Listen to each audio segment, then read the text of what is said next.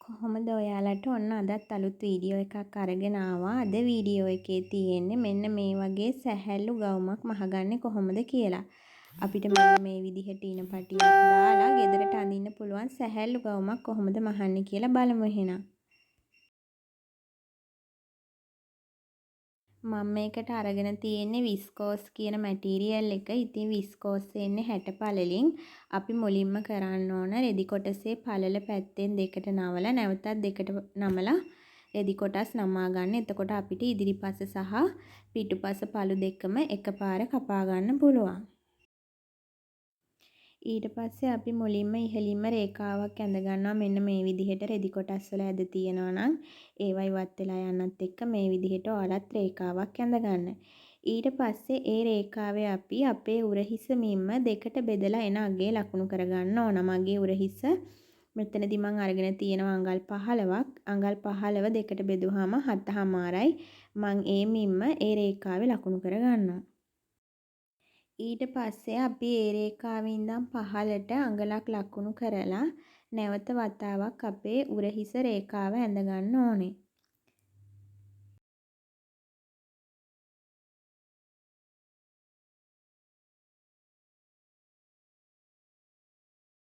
ඒ රේඛාවෙත් අපි කලින් ලකුණු කරපු අපේ උරහිස මිම්ම දෙකට බෙදලා එන අගය ලකුණු කරගන්න ඕනේ නැවත වතාවක්.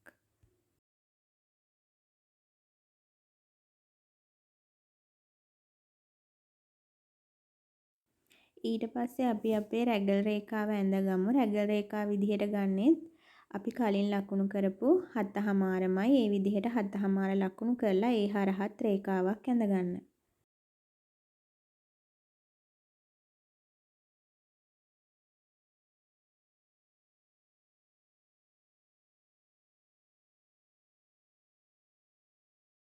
ඊට පස්සේ අපි පසුව ඇඳගත්ත උරහිස රේඛාවේ අඟල් 3ක් ලකුණු කරගන්නවා. මේක සම්මත මිම්මක්. අන්න එතන ඉඳලා තමයි අපිට පහළට තියෙන මිමි අපි උස මිමි ටික ලකුණු කරගන්න ඕන. ඒ අඟල් 3 සිට පහළට. මෙතනදී මම මගේ ඉනට උස ලකුණු කරගන්නවා අඟල් 15ක් විදිහට.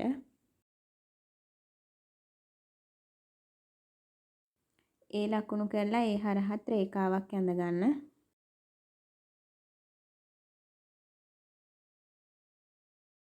ඊළඟට අපි උකුලට උස රේඛාව ඇඳ ගන්න ඕන. මෙතනදී ඔයාලා ඉනට උස රේඛාව ඉඳන් සාමාන්‍යයෙන් අඟල් 7ක් වගේ පහළට උකුල රේඛාව ඇඳ ගන්න පුළුවන්. ඒක සාමාන්‍යයෙන් ඕනම කෙනෙකුට ප්‍රමාණවත් වෙනවා.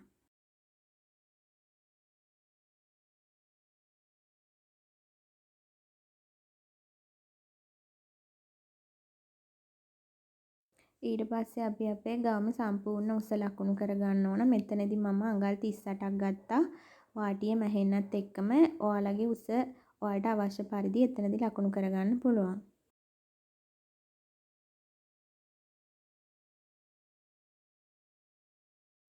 ඊට පස්සේ අපි අපේ තිරස් මිමි ටික ලකුණු කරගමු. මුලින්ම මම මගේ පපුව වට මිම්ම ලකුණු කරගන්නවා. පපුව වට මිම්ම 38ක් තියෙනවා. ඒ 38 හතරෙන් බෙදලා ඒකට මැහුම් වාසි විදිහට මම අඟල් 1.5ක් එකතු කරගත්ත අගය මෙතනදී පළවෙනි රේඛාවේ ලකුණු කරගන්නවා. ඒ කියන්නේ අපේ රැගල් රේඛාවේ ලකුණු කරගන්නවා. ඊළඟට අපේ ඉන රේඛාවේ අපේ ඉන වට මිම්ම හතරට බෙදලා මැහුම් වාසි විදිහට අඟල් 1.5ක් එකතු කරපු අගය ලකුණු කරගන්න ඕනේ.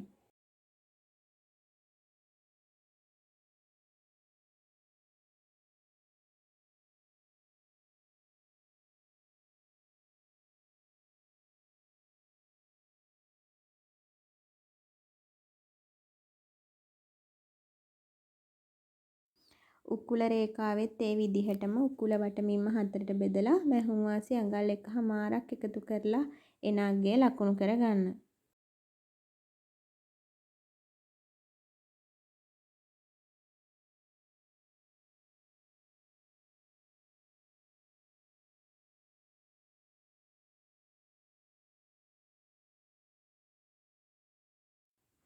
ඊට පස්සේ ඔයාලා රැගල් රේඛාවෙත් අඟල් 7.5ක්ම ලකුණු කරගන්න. ඒ කියන්නේ ඔයාලගේ උරහිස මිම්ම දෙකට බෙදලා ආපු වගේම ලකුණු කරලා ඒ හරහා රේඛාවක් ඇඳ ගන්න. අපි දැන් අපේ අත්කට හැඩේ තමයි ඇඳ ගන්න යන්නේ.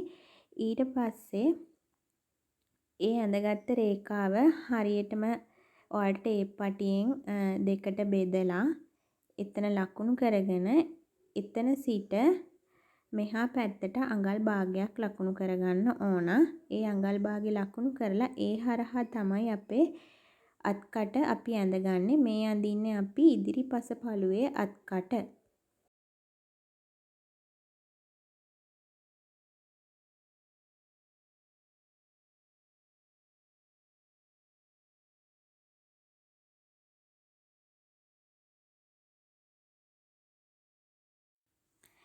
ඊට පස්සේ අපි ලකුණු කරගත්ත ඉනමින්ම උකුලමින්ම හරහා අපි රේඛා ඇඳලා ලක්ෂ ටික යා කරගමු.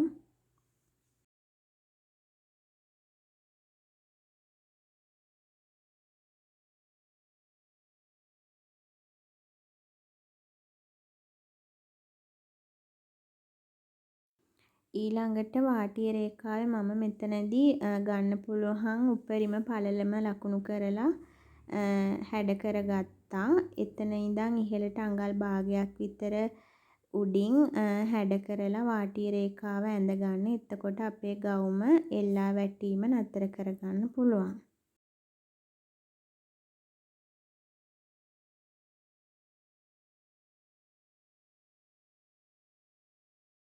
අපි දැන් අපේ කර හැඩේ ඇඳගමු. මෙතනදී ඔයාලට පුළුවන් කැමති කර පළලක් ගන්න. මම මෙතනදී අඟල් 3.5ක් අරගෙන ඉදිරිපස කර ගැඹුර විදිහට මම අඟල් 4ක් අරගෙන රවුම් කර හැඩයක් තමයි මම මෙතනදී ඇඳගන්නේ. ඒක ඔයාලගේ කැමැත්ත පරිදි වෙනස් කරගන්න පුළුවන්. V කරක්, කොටු කරක්, U කරක් වගේ ඕනම කරක් ඔයාලට ඇඳගන්න පුළුවන්. ඊට පස්සේ මම පිටිපස කර ගැඹුර විදිහට අඟල් 2ක් තමයි ලකුණු කරගන්නේ.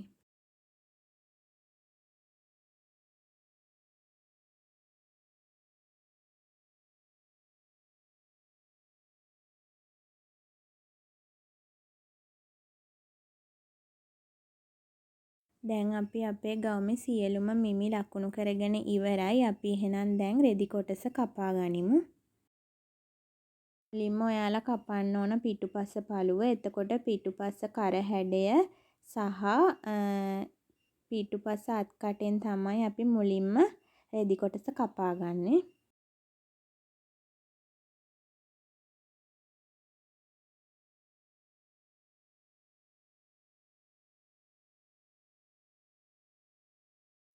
ඊට පස්සේ අපි එක පළුවක් අයින් කරගෙන, ඒ කියන්නේ අපේ පිටුපස පළුව අයින් කරලා අපි ඉදිරිපස පළුවේ කර හැඩය සහ අත් කටේ, ඒ කියන්නේ කිහිලි කටේ අර වැඩිපුර තියෙන අඟල් භාගය කපලා ඉවත් කරගමු.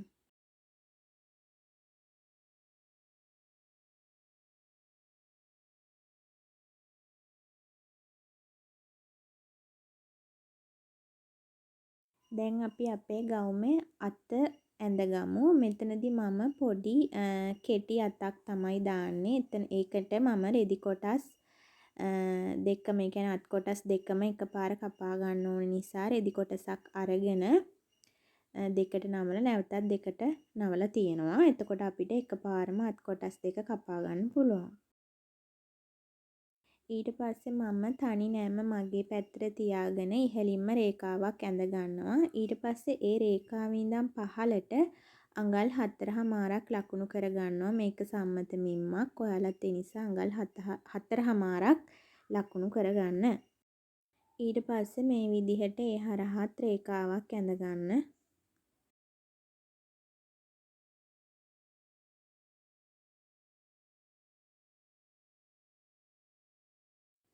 ඊළඟට අපි අපේ අත උස ලකුණු කරගන්නවා. මම මෙතනදී අඟල් 7ක් ගන්නවා වාටිය මැහෙන්නත් එක්කම. ඔයාලට කැමති උසක් මෙතනදී ගන්න පුළුවන්. ඊට පස්සේ අඟල් 7ක් ලකුණු කරලා ඒ හරහත් රේඛාවක් ඇඳ ගන්නවා.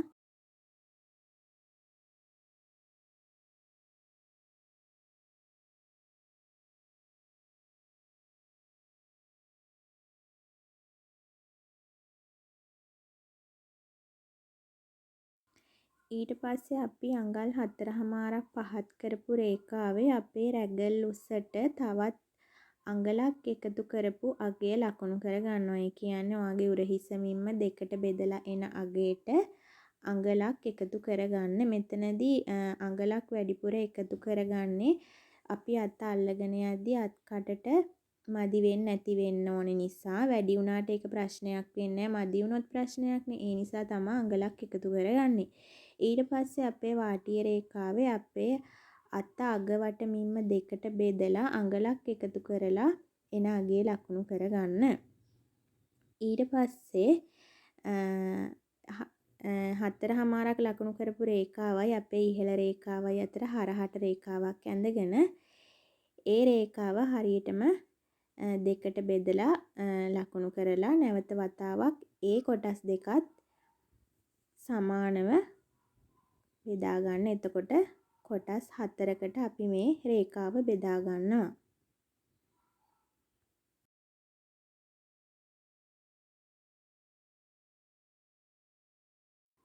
ඊට පස්සේ ලකුණු කරගත්ත ලක්ෂ්‍ය හරහා ඉහළට අඟල් භාගයකුත් ඊළඟ රේඛාවේ මැද ලක්ෂ්‍යය හරහා පහළට අඟල් භාගයකුත් ලකුණු කරලා අපේ අත හැඩ කරලා ඇඳ ගන්න ඕන. මේක අපි අර ඇද වෙච්ච S අකුරක් හැඩයට හැඩ කරලා ඇඳ ගන්න.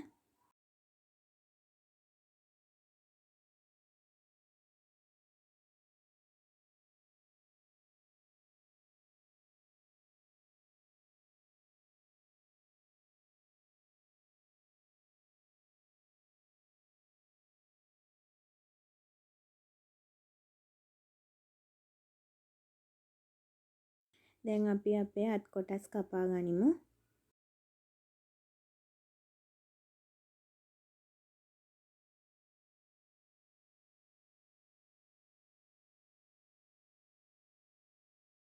දැන් එහෙනම් අපි අපේ ගවුම මහගන්න පටන් ගමු. මෙතනදී මම කරට පේසින් දෙකක් තමයි කපා ගත්තේ. ඔයාලට මෙතනදී පේසින් නැතුව බයස් පටි වුණත් ඔයාලගේ කරට අල්ලගන්න පුළුවන්. මම මෙතනදී රෙදි ඉතුරු වුණ නිසා පේසින් දෙකක් කපලා පේසින් දෙක ඕලොක් කරගෙන ආවා.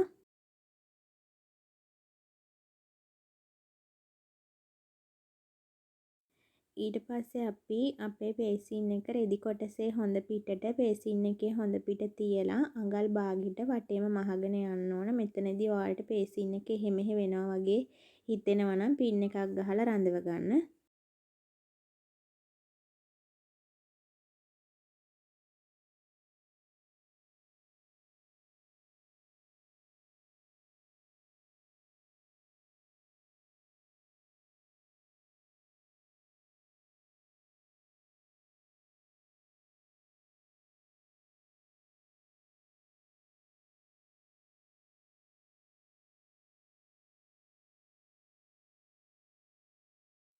ඊට පස්සේ මේකේ අපි අඟලෙන් අඟලට කට් මාක් දාගෙන යමු. රවුම් කරක් නිසා අනිවාර්යෙන් නූල කැපෙන්නේ නැති වෙන්න අඟලෙන් අඟලට කට් මාක් දාගෙන යන්න.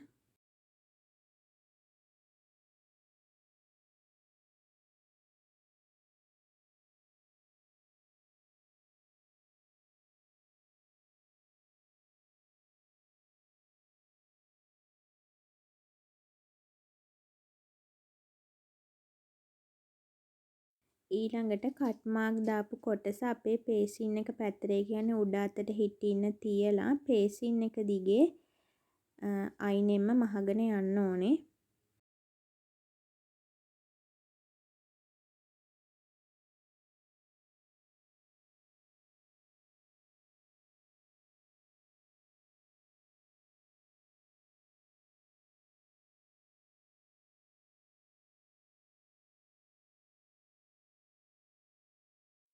ඊට පස්සේ අපි පේසින් එක ඇතුල් පැත්තට නවලා ෆුට් එකේ ගානට නැවත වතාවක් මැස්මක් ගහගෙන යමු. මෙතනදී ඔයාලා රෙදි කොටසේ පාටටම නූල් දාන්න වග බලා ගන්න. මොකද එතකොට තමයි ඇඳුමට නීට් එකක් එන්නේ.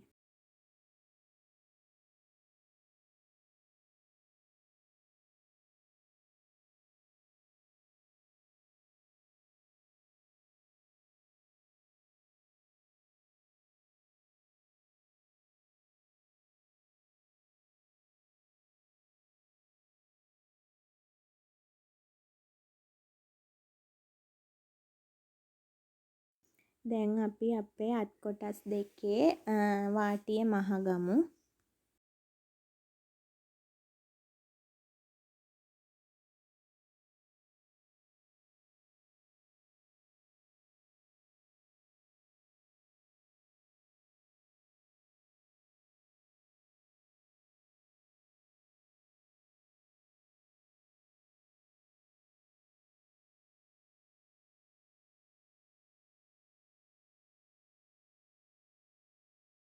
මම මේ ගවුම සඳහා ඉන පටියක් දාන නිසා මේ ගමන්ම ඒ පටි කොටස් දෙකත් මහ ගන්නවා. මම මෙතනදී අඟල් 2ක් පළල පටි කොටස් දෙකක් අරගෙන තියෙනවා. මුලින්ම මම ඉහළින් පොඩියට නවලා මැස්මක් ගහගෙන යනවා. ඊට පස්සේ ඒ කොටස දෙකට නවලා නැවතත් දෙකට නවලා දිගටම මහගෙන යනවා. මේ පටිය ඉන පටිය ඔයාලගේ කැමැත්ත පරිදි දාගන්න පුළුවන්. අවශ්‍ය නම් දාගන්න පුළුවන්. නැත්නම් නොදා ඉන්නත් පුළුවන්. ඉන පටියක් දැම්මහම ගවුමට ලස්සනක් තියෙනවා. මොකද මේ අපිට ඉන හැඩ කරලා ඒක ගැට ගහ ගන්න පුළුවන් නිසා.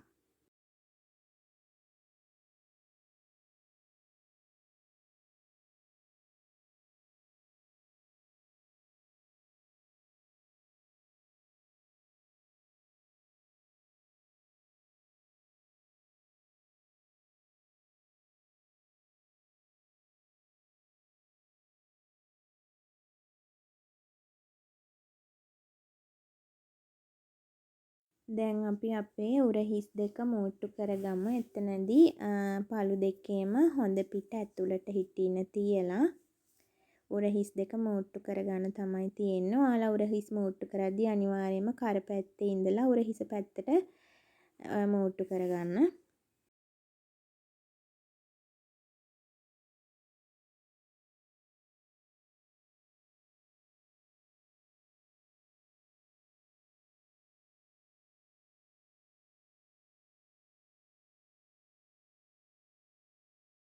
මම මේ විදිහට උරහිස් මූට්ටු දෙකත් ඕවර්ලොක් කරගත්තා. ඔයාලටත් ඕවර්ලොක් එකක් තියෙනවා නම් ඕවර්ලොක් කරගන්න පුළුවන්.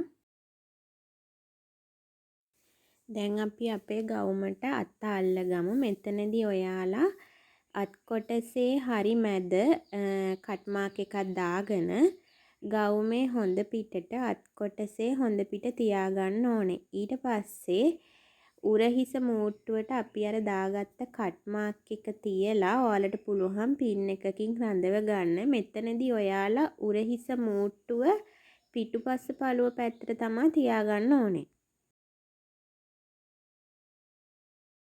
තියලා අපිට දැන් අත මහගෙන යන්න තමයි තියෙන්නේ. ඔයාලට මෙතනදී අත මහගන්න පුළුවන් දෙපැත්තේ ඉඳලා මැදට මහගෙන යන්නත් පුළුවන්. නැත්තම් එකපාරම මහගෙන යන්නත් පුළුවන්. එතනදී දැන් අපි අත ටිකක් වැඩිපුර තියාගත්තනේ. ඒ කොටස් වැඩි ටික අයින් වෙන විදිහට කට් මාක් එක ළඟට උරහිස මූට්ටුව ළඟට කට් මාක් එක එන විදිහට තමයි අත ඇල්ලෙන්න ඕන. ඒ විදිහට අත අල්ලගෙන යන්න අඟල් භාගයකට වටේටම මහගෙන යන්න.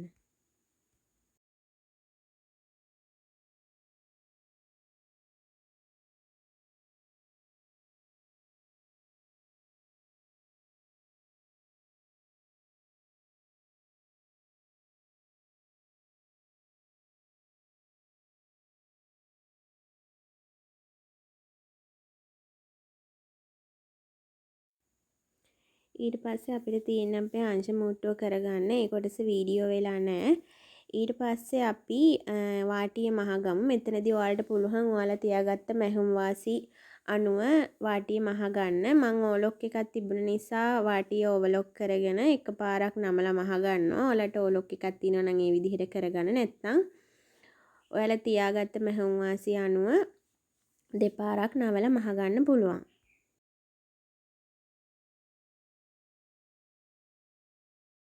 මේ වීඩියෝ එකෙත් මේ ගවුම මහන එක සම්බන්ධව ඔයාලට මොනවම හරි ගැටලුකාරී තැනක් තියෙනවා නම් කමෙන්ට් එකක් දාන්න මම රිප්ලයි කරනවා. එහෙනම් අද වීඩියෝ එක මම මෙතනින් අවසන් කරනවා. ඔයාලත් මේ ගවුම අනිවාර්යයෙන්ම මහලා බලන්න.